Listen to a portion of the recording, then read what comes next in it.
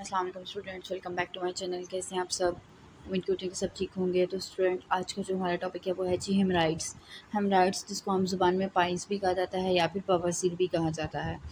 तो basically student, ये जो प्रॉब्लम है इसमें पेशेंट के साथ जो मेन पैथोलॉजी है, जो मेन इशू बनता है वो ये होता है कि जो एनल रीजन में या रेक्टल रीजन में जो वेन्स होती हैं, ठीक है, वो स्वेल हो जाती हैं, इन्फ्लेमेशन हो जाती है उनमें, और जिसकी वजह से जो है जब उनके ऊपर प्रेशर पड़ता है तो वो ब्लीड करना शुरू कर देती हैं, और फिर बॉडी से जो है वो फ्रेश ब्लीडिंग होती है, जिसकी वजह से पेशेंट जो है वो बहुत सारे कॉन्सिक्वेंसेस की तरफ चला जाता है। तो खैर, हेमराइड देखते हैं जी क्या है। Haemorrhoid also known as the piles are the swollen or the inflamed veins in the rectum and anus that result in discomfort and bleeding.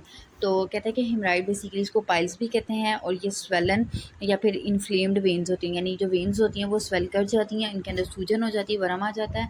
और ये वेन्स कहाँ की? जो कि रेक्टम और एनस रीजन की। अब स्टूडेंट, एनस और जो रेक्टम है ये हमारी लार्ज इंटेस्टाइन के आखिरी पार्ट्स होते हैं।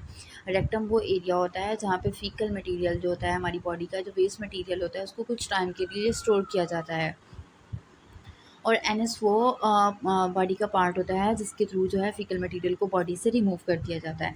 अब कहते हैं कि जब यहाँ की वेन स्वेल कर जाएंगी तो पेशेंट डिस्कम्फर्ट होगा, पेशेंट को प्रॉब्लम होगी उठने बैठने में, और उसके साथ साथ वो ब्लीड भी कर सकता है।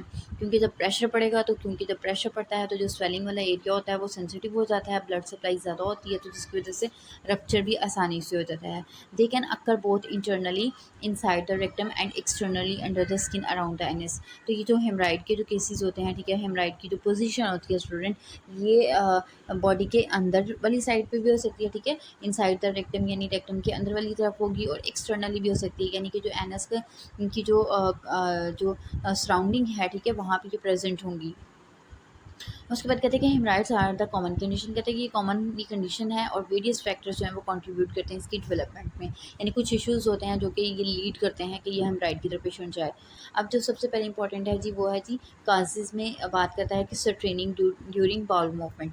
बाउल मूवमेंट स्टूडेंट आम जुबान में बोलते हैं मतलब डेफिकेशन के प्रोसेस को, ठीक है। और जब अगर पेशेंट एक जो है वो डेफिकेशन के प्रोसेस के लिए जा रहा है, ठीक है, तो अगर वो उस दौरान जो है वो मतलब फोर्सफुली जो है वो वेस्ट मटेरियल को, फीकल मटेरियल को बॉडी से जो है वो रिमूव कर रहा है, ठीक है, मतलब ये जो कंडीशन होती है ये कॉन्स्टिपेशन में होती है, ठीक है, यानी कि straining during the bowel movement ये कॉन्स्टिपेशन के साथ एसोसिएट कर रही होती है, कॉन्स्टिपेशन जिसको हम कब्ज़ कहते हैं, ठीक है। तो ये एक रीज़न बन जाती है। प्रेगनेंसी में क्या होता है कि स्टूडेंट, क्योंकि बेबी की ग्रोथ होती है पेल्विक रीजन के अंदर। अब जब पेल्विक रीजन में ग्रोथ होती है तो जो लोअर एरिया होता है, ठीक है, रेक्टल एरिया और एनस एरिया, ठीक है, इनके ऊपर क्या होता है, प्रेशर पड़ता है, जिनकी वजह से वेन्स वहाँ की स्वेल कर जाती हैं, और जो है वो फिर लीड कर जाती है पेशेंट हेमराइड की तरफ, ठीक है।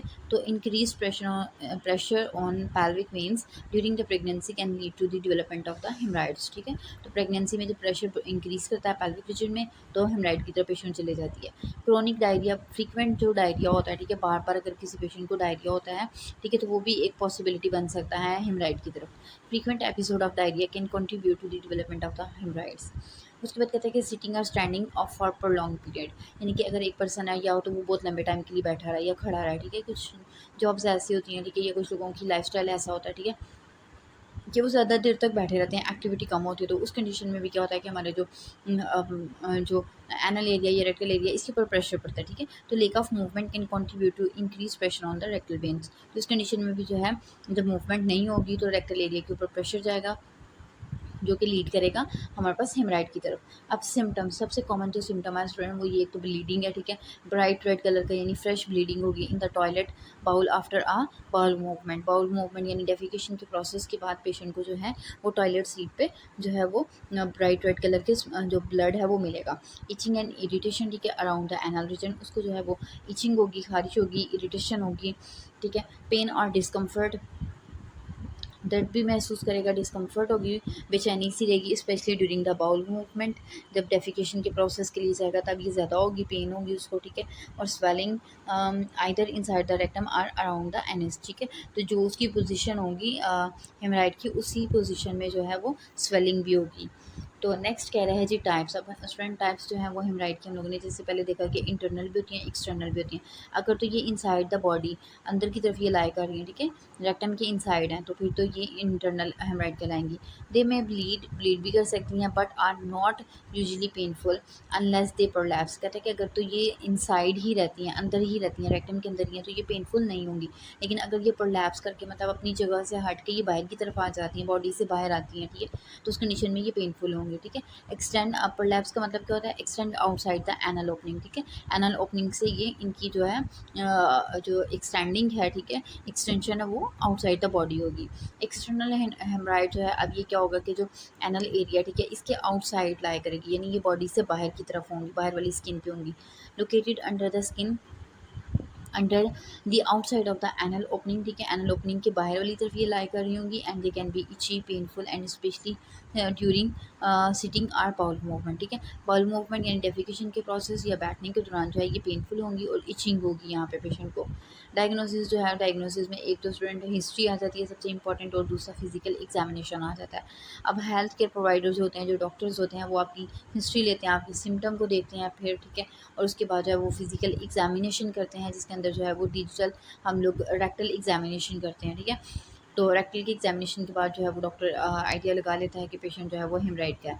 उसके बाद मज़ीद जो टेस्ट वगैरह करवाए जाते हैं इमेजिंग टेक्नोलॉजी को यूज़ करते हुए, उसके अंदर आ जाता है जी प्रोक्टोस्कोपी आ जाता है या एनोस्कोपी आ जाता है। प्रोक्टोस्कोपी यानी कि हम रेक्टल एरिया को जो है वो विजुअलाइज करेंगे कैमरे के थ्रू, और एनोस्कोपी के अंदर हम एनल एरिया को। कहते हैं कि these procedure involve the use of a small lighted tube, ठीक है, एक छोटी सी लाइटेड ट्यूब वाला कैमरा जो है वो यूज़ किया जाएगा या लाइट को यूज़ किया जाएगा to examine the inside of the rectum and the anus, anus और रेक्टम के इनसाइड एग्जामिन करने के लिए।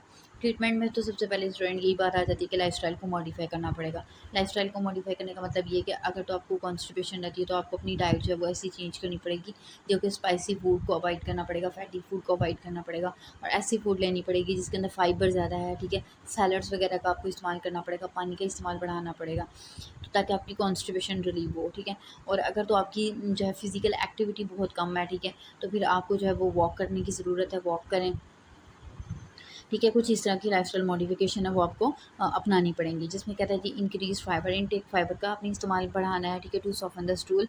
अब फाइबर का बेनिफिट ये होता है स्टूडेंट कि ये क्या करते हैं, जो स्टूल होता है, ठीक है, फीकल मटीरियल होता है, उसको सॉफ्ट कर देता है और कॉन्स्टिपेशन नहीं होने देता।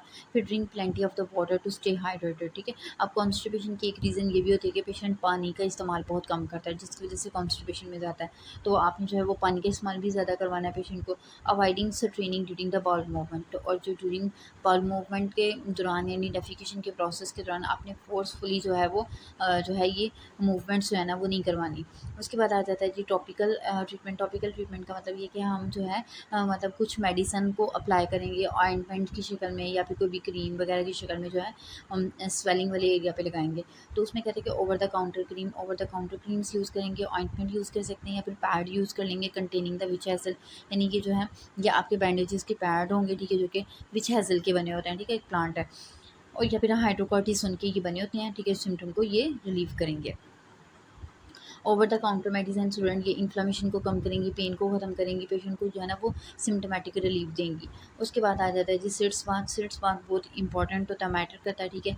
इसमें ये होता है कि पेशेंट को जो है वो गर्म पानी में कुछ टाइम के लिए बिठाना पड़ता है, ठीक है, ताकि जो है जो स्वेलिंग एरिया वाला एरिया है, ठीक है, उसको जो है वो आप कह लें कि उसकी सगाई हो जाए, ठीक है, उसकी टकोर हो जाए। तो कहते हैं कि इस तरीके से जो है जो स्वेलिंग है वो रिड्यूस होगी, और जो है पेशेंट जो है वो रिलैक्स होगा। Soaking the affected area in the warm water for about 15 minutes and several times a day can provide relief, ठीक है। दिन में आपने जो है वो मल्टीपल टाइम्स प्रोसीजर को रिपीट करना है सिट्स बात को, ठीक है, और ऑलमोस्ट 15 मिनट्स के लिए जो है ना ये पेशेंट इसके अंदर जो है ना सिट्स बात लेगा। उसके बाद कहते हैं जी मेडिकल प्रोसीजर आ जाता है, यानी कुछ सर्जिकल ट्रीटमेंट की तरफ अगर हम जाएँ तो सबसे पहले आ जाता है जी रबर बैंड लाइगेशन आ जाता है पहले ट्रीटमेंट। जिसमें हम क्या करेंगे कि जो है जो अब क्योंकि ये हेमराइड क्या होती हैं, स्वेलिंग्स होती हैं, ठीक है, तो क्या होता है कि इनकी ब्लड सप्लाई को कट ऑफ करेंगे, ठीक है। To a procedure to cut off the blood supply to the haemorrhoid, ठीक है, ताकि इनका मजीद साइज़ इंक्रीज़ ना करे, ठीक है, and causing it to shrink. और जब ब्लड सप्लाई नहीं जाएगी, इनको न्यूट्रिशन नहीं जाएगी, तो ये क्या हो जाएंगी, श्रिंक हो जाएंगी एंड फेल ऑफ, और ये जो है ना बॉडी से अलग हो जाएंगी, टूट के गिर जाएंगी। उसके बाद आ जाता है जी स्क्लेरोथेरेपी आ जाता है। स्क्लेरोथेरेपी के अंदर स्टूडेंट क्या होता है कि हम कुछ इंजेक्शन लगाते हैं, ठीक है, हेमराइड को, और वो श्रिंक हो जाती है, स्वेलिंग रिड्यूस हो जाती है, ठीक है। Injection of chemical solution to shrink the haemorrhoid, ठीक है, हेमराइड को श्रिंक करने के लिए हम लोग श्रिंक करने के लिए इंजेक्शन लगाते हैं। उसके बाद आ जाता है जी हेमराइडेक्टोमी, यानी हेमराइडेक्टोमी टोमी आया तो मतलब ये कि हेमराइड्स को हम लोग सर्जिकली रिमूव कर देंगे। Surgical removal of haemorrhoid usually reserve for the severe cases, यानी जो स्वीयर केसेज हैं, पेशेंट को किसी चीज़ से भी आराम नहीं आ रहा, ठीक है, उस कंडीशन में जब जो है वो हम हेमराइडेक्टोमी की तरफ जाएंगे। तो ये था स्टूडेंट आज का हमारा टॉपिक। उम्मीद करती हूँ आपको समझ लग रही होगी, और अगर कोई भी आपका क्वेश्चन हो तो आप ज़रूर पूछ सकते हैं। और स्टूडेंट चैनल को लाइक कर दिया करें, शेयर किया करें और सब्सक्राइब किया करें। आपके लिए इतनी मेहनत करते हैं, तो आपका ये जो छोटी सी सपोर्ट होती है, ये जो है वो बहुत मैटर करती है। ठीक है जी, अपनी दुआओं में याद रखिएगा। अल्लाह हाफ़िज़।